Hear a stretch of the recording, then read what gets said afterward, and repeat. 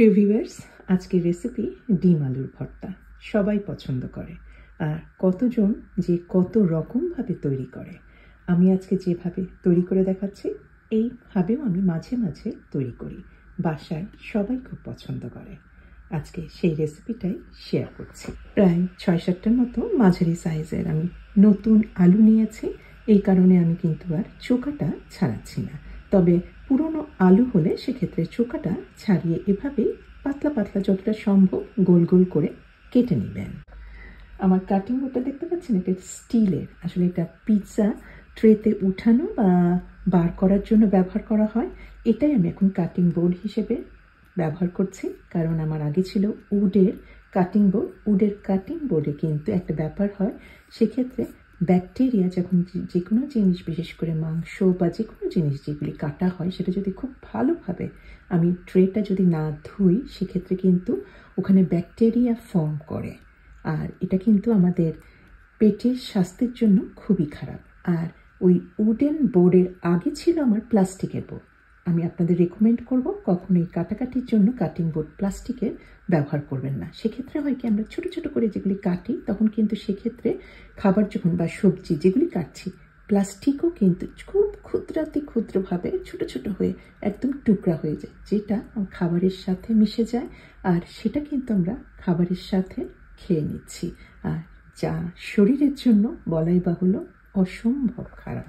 রান্নার রেসিপির সাথে সাথে আমি এইরকমই ঠিক করেছি, মাঝে মাঝে কুকিং টিপসগুলি আপনাদের সাথে আমি শেয়ার করব।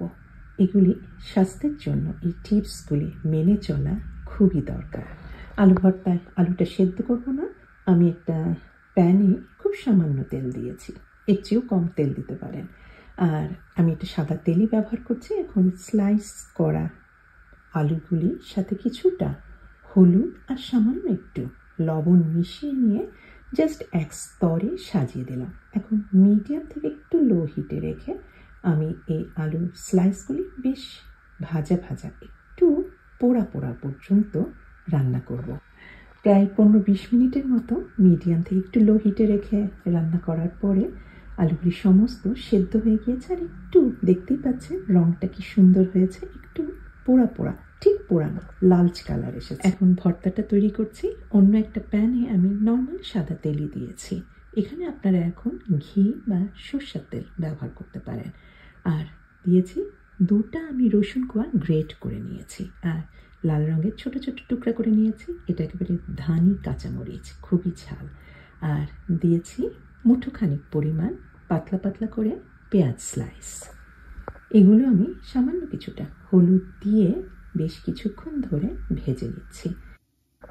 আর পেঁয়াজ ভাজতে ভাজতে এখন দিয়েছি একটা সেদ্ধ ডিম। আমি জাস্ট হাতে ভেঙে দিয়েছি, গ্রেটারে একদম গ্রেট করে দেওয়ার কোনো দরকার নেই। একটু গোটা গোটা হয়ে থাকবে সাদাটা, এটাই ভালো লাগে বেশি।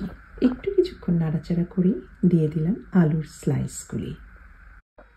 এখন ভর্তা তৈরি করব।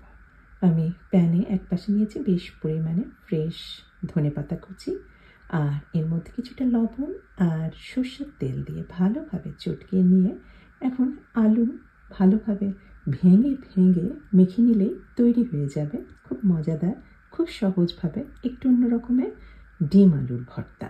আমি একটু দিয়েছি, আধা চা চামচেরও কম হবে, লেবুর রস দিতে পারেন যদি আপনি একটু টক স্বাদটা পছন্দ করেন। আমাদের প্রতিদিনের আটপৌরের ডিম আলুর ভর্তাটা অবশ্যই করবেন, ভালো লাগবে।